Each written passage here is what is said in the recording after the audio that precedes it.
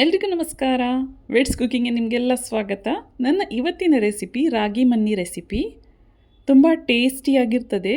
ಹಾಗೆಯೇ ರಾಗಿ ಕೂಡ ತುಂಬ ಒಳ್ಳೆಯದು ಆರೋಗ್ಯಕ್ಕೆ.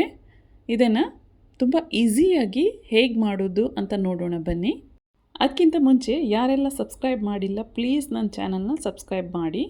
ಬನ್ನಿ ನೋಡೋಣ ಹೇಗೆ ಮಾಡೋದಂತ. ನಾನಿಲ್ಲಿ ಮೊದಲಿಗೆ ರಾಗಿನ ನೆನೆ ಹಾಕಿ ಇಡ್ತಾ ಇದ್ದೇನೆ. ನಾನಿಲ್ಲಿ 1.5 ಕಪ್ನಷ್ಟು ರಾಗಿನ ತಗೊಂಡಿದ್ದೇನೆ. ಇದನ್ನು ನೀರು ಹಾಕಿ ಚೆನ್ನಾಗಿ ತೊಳಿಬೇಕು. ಒಂದು 2-3 ಸಲ ತೊಳೆದು ಚೆನ್ನಾಗಿ ತೆಗೆಯುವ. ನೋಡಿ, ಈಗ ಇದಕ್ಕೆ ನೀರು ಹಾಕಿ ಒಂದು 3 ಗಂಟೆಯಾದರೂ ನೆನೆ ಹಾಕಿ ಇಡಬೇಕು. ಮೊದಲಿಗೆ ನಾನಿಲ್ಲಿ ತೆಂಗಿನಕಾಯಿನ ಗ್ರೇಟ್ ಮಾಡಿ ಇಟ್ಕೊಳ್ತೇನೆ.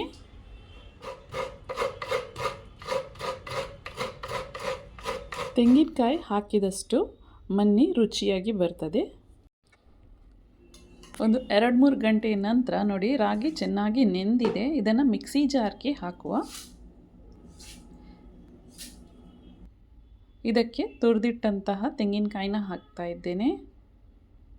ಸ್ವಲ್ಪ ನೀರನ್ನು ಹಾಕಿ ಇದನ್ನು ನುಣ್ಣಗೆ ರುಬ್ಕೋಬೇಕು. ಈಗ ಇದನ್ನು ಸ್ಟ್ರೈನರ್ಗೆ ಹಾಕಿ ಸ್ಟ್ರೈನ್ ಮಾಡುವ.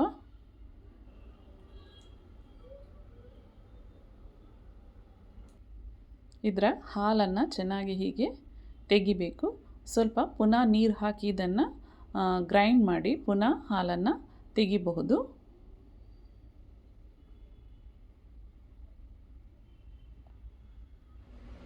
ನೋಡಿ, ರಾಗಿ ಹಾಗೂ ತೆಂಗಿನಕಾಯಿ ಹಾಲು ರೆಡಿ ಆಯಿತು. ಇಷ್ಟು ದಪ್ಪ ಇದ್ದರೆ ಸಾಕು. ಈಗ ಇದನ್ನು ನಾನು ದಪ್ಪ ತಳ ಇರುವ ಬಾಣಲಿಗೆ ಟ್ರಾನ್ಸ್ಫರ್ ಮಾಡ್ತಾ ಇದ್ದೇನೆ. ಇದಕ್ಕೆ 1 ಕಪ್ನಷ್ಟು ಬೆಲ್ಲನ ಹಾಕ್ತಾ ಇದ್ದೇನೆ. ಬೆಲ್ಲ ಯಾರಿಗೆಲ್ಲ ಸಿಹಿ ಇಷ್ಟ ಸ್ವಲ್ಪ ಜಾಸ್ತಿ ಹಾಕಬಹುದು. ಈಗ ಗ್ಯಾಸ್ ಆನ್ ಮಾಡುವ. ಇದಕ್ಕೆ ಸ್ವಲ್ಪ ಉಪ್ಪು, ಇದನ್ನು ಚೆನ್ನಾಗಿ ಮಿಕ್ಸ್ ಮಾಡುವ. ಒಮ್ಮೆ ಗ್ಯಾಸ್ ಆನ್ ಮಾಡಿದ ನಂತರ ಹೀಗೆ ಸ್ಪೂನನ್ನು ತಿರುಗಿಸ್ತಾ ಇರಬೇಕಾಗ್ತದೆ, ಇಲ್ಲಾಂದರೆ ತಳ ಹಿಡಿತದೆ. ನೋಡಿ, ಹೀಗೆ ತಿರುಗಿಸ್ತಾ ಇದ್ದರೆ ಇದು ದಪ್ಪ ಆಗ್ತಾ ಬರ್ತದೆ. ಈಗ ಇದಕ್ಕೆ ಮೇಲಿಂದ ಸ್ವಲ್ಪ ಏಲಕ್ಕಿ ಪುಡಿ, ಇದನ್ನು ಚೆನ್ನಾಗಿ ಮಿಕ್ಸ್ ಮಾಡುವ. ಈಗ ಇದಕ್ಕೆ ಒಂದು 2 ಚಮಚದಷ್ಟು ನಾನಿಲ್ಲಿ ತುಪ್ಪನ ಹಾಕ್ತಾ ಇದ್ದೇನೆ. ಇದನ್ನು ಮಿಕ್ಸ್ ಮಾಡುವ. ಸ್ವಲ್ಪ ಇದು ದಪ್ಪ ಆಗಬೇಕು. ನೋಡಿ, ನಾನಿಲ್ಲಿ ಇದನ್ನು ಪುನಃ ತಿರುಗಿಸ್ತಾ ಇದ್ದೇನೆ. ಇಷ್ಟು ದಪ್ಪ ಇದ್ದರೆ ಸಾಕು. ಇದು ಆಯಿತು. ಈಗ ಒಂದು ದೊಡ್ಡ ಪ್ಲೇಟ್ಗೆ ನಾನಿಲ್ಲಿ ಸ್ವಲ್ಪ ತುಪ್ಪನ ಸವರ್ತಾ ಇದ್ದೇನೆ. ಇದರಿಂದ ಸ್ಟಿಕ್ ಆಗೋದಿಲ್ಲ ಮನ್ನಿ. ಈಗ ಮಣ್ಣಿನ ಇದಕ್ಕೆ ಟ್ರಾನ್ಸ್ಫರ್ ಮಾಡುವ. 1.5 ಕಪ್ ರಾಗಿಯಲ್ಲಿ 1-2 ಬಟ್ಟಲಿನಷ್ಟು ರಾಗಿ ಮನ್ನಿ ರೆಡಿ ಆಗ್ತದೆ. ನೋಡಿ, ಇದನ್ನು ಸರಿಯಾಗಿ ತಣ್ಣಗಾಗಲಿಕ್ಕೆ ಇಡಬೇಕು. ತಣ್ಣಗಾದ ನಂತರವೇ ಇದನ್ನು ಕಟ್ ಮಾಡಬೇಕು. ನಾನು ತಣ್ಣಗಾದ ನಂತರ ಇದನ್ನು ಫ್ರಿಜ್ಜಲ್ಲಿ ಇಟ್ಟಿದ್ದೆ. ಇದರಿಂದ ಒಳ್ಳೆ ಟೇಸ್ಟ್ ಬರ್ತದೆ. ಇದನ್ನು ಫ್ರಿಜ್ಜಲ್ಲಿ ಇಟ್ಟು ತಣ್ಣಗಾದ ನಂತರ ತಿಂದರೆ ಭಾಳ ರುಚಿಯಾಗಿರ್ತದೆ. ಈಗ ಇದನ್ನು ನಾನು ಡೈಮಂಡ್ ಶೇಪಲ್ಲಿ ಹೀಗೆ ಕಟ್ ಮಾಡ್ತಾ ಇದ್ದೇನೆ. ಯಾವ ಶೇಪ್ ಕೂಡ ನೀವು ಕೊಡಬಹುದು. ನೋಡಿ, ಸುತ್ತ ಹೀಗೆ ಸ್ವಲ್ಪ ಚಾಕುವಿಂದ ಹೀಗೆ ತೆಗಿಬೇಕು. ನಂತರ ಒಂದು ಪ್ಲೇಟ್ ಇಟ್ಟು ಇದನ್ನು ಉಲ್ಟಾ ಮಾಡಿದರೆ ಆಯಿತು. ನೋಡಿ, ಇದು ಚೆನ್ನಾಗಿ ತೆಗೀಲಿಕ್ಕೆ ಬರ್ತದೆ.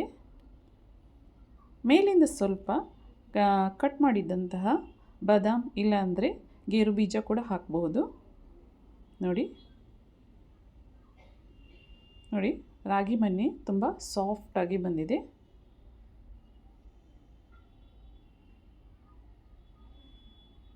ಸುಲಭವಾಗಿ ಇದನ್ನು ತೆಗೀಲಿಕ್ಕೆ ಕೂಡ ಬರ್ತದೆ. ನೋಡಿ, ತುಂಬ ಸಾಫ್ಟಾಗಿರ್ತದೆ. ಹಾಗೆಯೇ ತಿನ್ನಲಿಕ್ಕೆ ಕೂಡ ತುಂಬ ರುಚಿಯಾಗಿರ್ತದೆ. ಈಗ ಇದನ್ನು ಒಂದು ಪ್ಲೇಟ್ಗೆ ಹಾಕುವ.